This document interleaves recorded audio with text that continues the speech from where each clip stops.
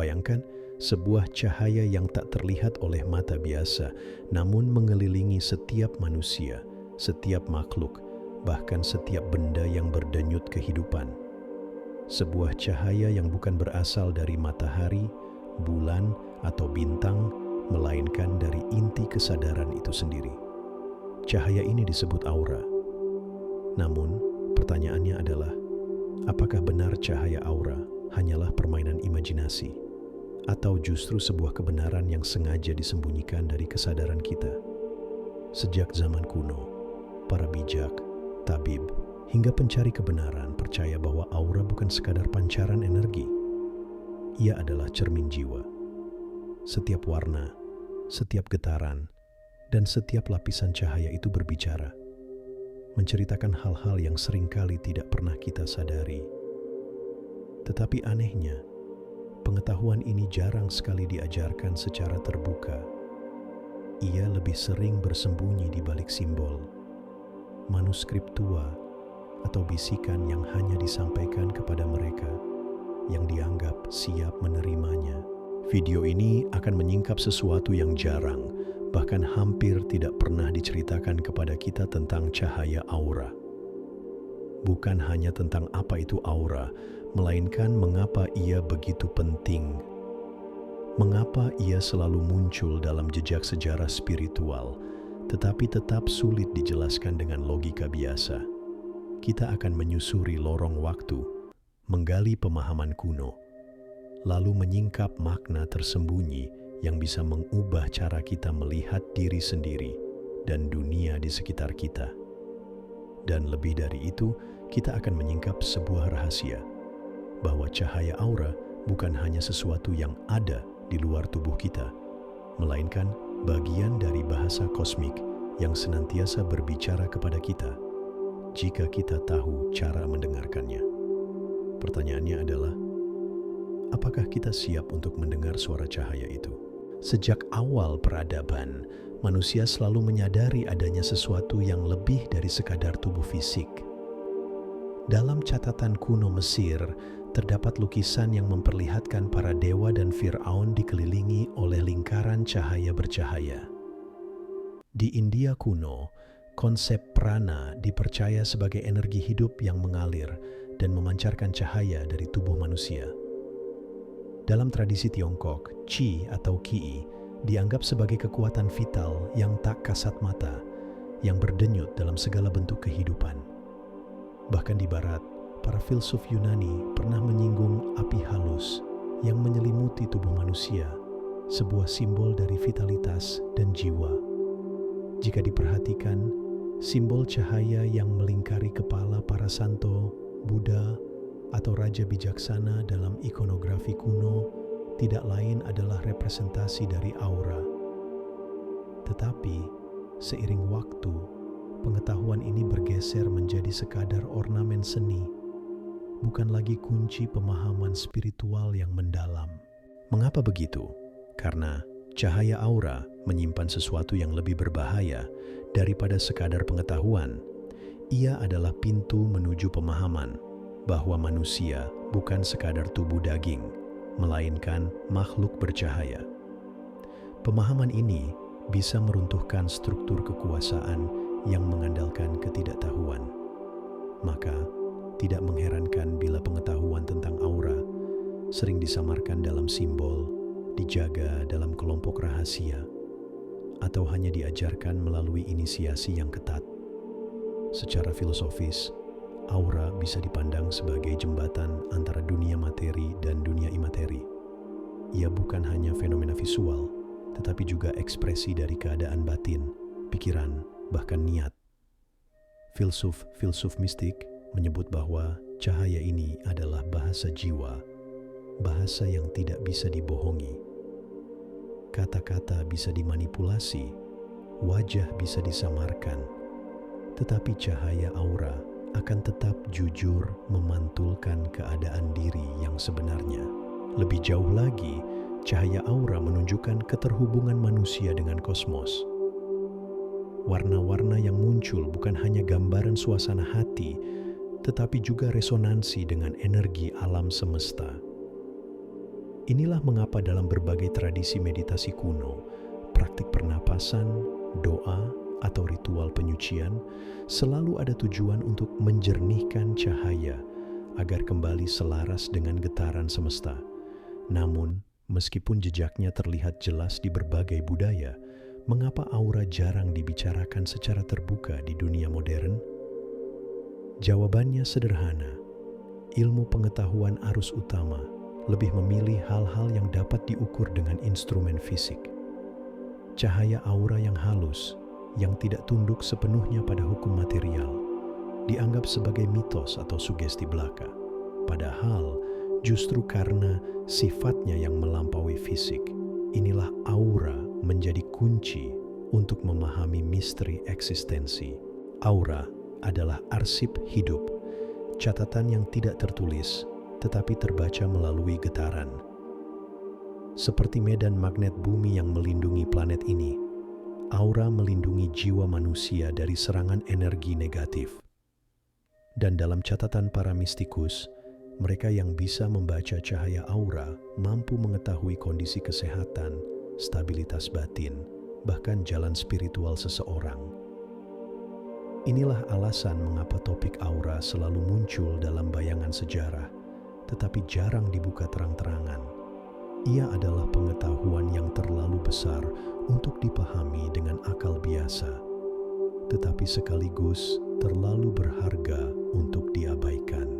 Cahaya, aura sering dianggap sebagai sesuatu yang gaib, tak terjangkau, dan hanya bisa dilihat oleh orang dengan mata ketiga yang terbuka.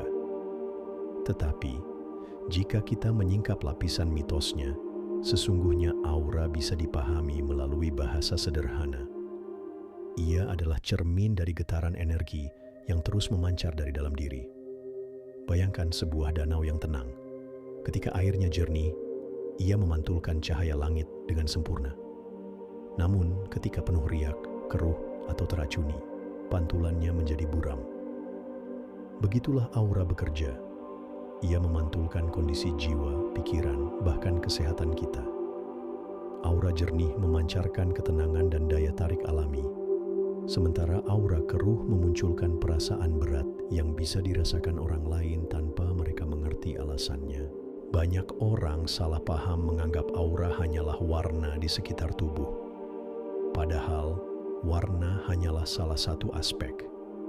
Aura sesungguhnya adalah medan energi berlapis-lapis yang terus bergerak, berdenyut, dan berinteraksi dengan sekelilingnya. Lapisan terluar bisa menangkap getaran dari luar, sementara lapisan terdalam mencatat setiap emosi, trauma, dan niat tersembunyi. Lebih menarik lagi, aura tidak pernah statis. Ia berubah sesuai dengan apa yang kita pikirkan, rasakan, dan lakukan. Seseorang yang sedang diliputi kasih sayang akan memancarkan aura yang hangat, membuat orang lain merasa aman berada di dekatnya. Sebaliknya, seseorang yang dipenuhi amarah atau iri bisa memancarkan aura yang berat, menekan, bahkan tanpa harus berkata sepatah kata pun. Inilah mengapa kehadiran seseorang bisa langsung kita rasakan, menyenangkan, atau justru melelahkan. Aura juga bekerja seperti bahasa diam. Ia adalah komunikasi nonverbal yang melampaui suara. Seorang bayi bisa merasakan aura ibunya bahkan sebelum ia mengenal kata-kata. Hewan pun peka terhadap aura manusia. Seekor anjing, misalnya, bisa tahu apakah pemiliknya sedang takut atau tenang, meski wajahnya tidak menunjukkan apa-apa. Namun, ada satu rahasia besar yang jarang diungkap. Aura tidak hanya mencerminkan keadaan diri, tetapi juga mampu menarik atau menolak energi dari luar. Dengan kata lain, aura bekerja seperti magnet. Jika medan energi kita selaras, ia akan menarik peluang, keberuntungan, bahkan orang-orang yang tepat ke dalam hidup kita. Sebaliknya, jika aura penuh ketidakharmonisan, ia akan menjadi medan yang menarik masalah, konflik, atau hal-hal yang justru menguras energi kita. Hal inilah yang membuat para pencari kebijaksanaan kuno selalu menekankan pentingnya membersihkan, dan menjaga aura. Mereka tahu bahwa rahasia keberadaan manusia tidak hanya terletak pada tubuh, melainkan pada cahaya halus yang mengelilinginya. Tetapi ada pertanyaan yang lebih dalam. Apakah aura hanya milik individu, ataukah ia juga bisa menyatu dalam sebuah kelompok, keluarga, bahkan bangsa? Sebuah pertanyaan yang membuka pintu menuju pemahaman yang lebih luas, bahwa cahaya aura bisa menjadi jembatan antara kesadaran pribadi dan kesadaran kolektif. Ada sebuah paradoks besar tentang aura. Ia begitu dekat, begitu nyata, namun tetap sulit dipahami. Kita bisa merasakannya tanpa melihatnya, tetapi begitu mencoba menjelaskannya dengan logika kaku, ia lenyap seperti kabut pagi. Banyak tradisi kuno meyakini bahwa aura bukan hanya lapisan energi, melainkan jejak jiwa. Ada yang menyebutnya sebagai kontrak tak tertulis antara diri kita dengan semesta. Setiap tindakan, niat, bahkan pikiran menorehkan goresan halus pada cahaya ini. Aura, dengan kata lain, adalah catatan hidup yang tidak bisa dipalsukan. Namun disinilah muncul banyak mitos. Sebagian orang percaya bahwa aura tertentu selalu menandakan hal yang sama. Misalnya, warna biru berarti kedamaian, atau merah berarti marah. Tetapi kenyataannya, makna aura jauh lebih kompleks. Warna hanyalah simbol. Biru bisa berarti damai, tetapi bisa juga berarti dingin dan terasing. Merah bisa berarti amarah, tetapi juga bisa berarti gairah hidup yang membara. Aura tidak bisa dibaca secara kaku, melainkan harus dipahami dalam konteks keseluruhan getaran seseorang. Ada juga pandangan skeptis yang menyebut aura hanyalah ilusi optik atau sugesti pikiran. Namun justru di balik keraguan itu tersimpan keindahan. Aura memang tidak tunduk sepenuhnya pada pengukuran fisik. Ia berada di wilayah yang menjembatani antara sains dan mistisisme, antara realitas dan imajinasi. Ia menantang cara kita memandang kebenaran. Rahasia lain yang jarang dibicarakan adalah kemampuan aura untuk berinteraksi dengan aura orang lain. Setiap kali kita memasuki sebuah ruangan, aura kita tidak hanya hadir pasif, tetapi langsung bernegosiasi dengan medan energi sekeliling. Pernahkah Anda merasa lelah setelah bertemu seseorang, meski hanya berbicara sebentar? Itu karena medan aura Anda bentrok dengan medan aura orang tersebut. Sebaliknya, pernahkah Anda merasa segar, penuh inspirasi, hanya dengan duduk bersama seseorang yang tidak banyak bicara? Itu karena aura Anda selaras dengan auranya. Lebih jauh lagi, ada pandangan esoteris yang menyebut bahwa aura dapat meluas melampaui tubuh, bahkan melampaui ruang. Seorang guru atau pemimpin spiritual misalnya, dipercaya mampu memancarkan aura yang menjangkau ribuan kilometer, memberi ketenangan atau inspirasi kepada orang-orang yang bahkan tidak pernah bertatap muka dengannya. Seolah-olah aura adalah gelombang yang tidak mengenal batasan ruang dan waktu. Tetapi ada pula bahaya yang tersembunyi. Aura yang rapuh dapat disusupi energi asing.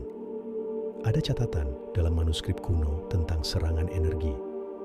Ketika seseorang dengan niat jahat mengirimkan getaran yang merusak aura orang lain. Inilah sebabnya praktik perlindungan energi, doa, atau ritual penyucian selalu menjadi bagian dari tradisi kuno. Mereka tahu bahwa menjaga aura bukan sekadar menjaga kesehatan jiwa, tetapi juga melindungi diri dari pengaruh luar yang tidak terlihat. Pada akhirnya, aura mengajarkan satu hal penting. Kita tidak pernah benar-benar terpisah. Cahaya kita saling bersentuhan, saling mempengaruhi, dan saling membentuk. Apa yang kita pancarkan akan kembali kepada kita, entah sebagai ketenangan atau sebagai kekacauan. Maka pertanyaan besar muncul kembali. Jika aura adalah bahasa semesta yang selalu berbicara kepada kita, sudahkah kita belajar mendengarkannya? Atau kita masih terjebak hanya melihat dunia dari mata kasar, tanpa menyadari ada cahaya yang terus berbisik di sekitar kita? Mengetahui rahasia tentang cahaya aura saja tidak cukup. Pengetahuan tanpa pengalaman hanyalah seperti peta tanpa perjalanan. Maka, yang lebih penting adalah bagaimana kita bisa merasakan, merawat, dan memperkuat aura dalam kehidupan sehari-hari. 1. Kesadaran nafas, gerbang pertama. Aura adalah cermin dari energi dalam, dan energi itu bergerak melalui nafas. Cobalah duduk tenang, pejamkan mata, lalu rasakan tarikan dan hembusan napas. Jangan terburu-buru. Biarkan setiap tarikan nafas mengisi tubuh dengan cahaya, dan setiap hembusan melepaskan kegelapan yang tak perlu. Lakukan ini 5 hingga 10 menit setiap hari. Perlahan, Anda akan merasakan tubuh lebih ringan, dan aura mulai bersih dari kabut emosi yang menempel. 2. Membasuh diri dengan cahaya. Dalam tradisi kuno, air selalu digunakan untuk menyucikan aura.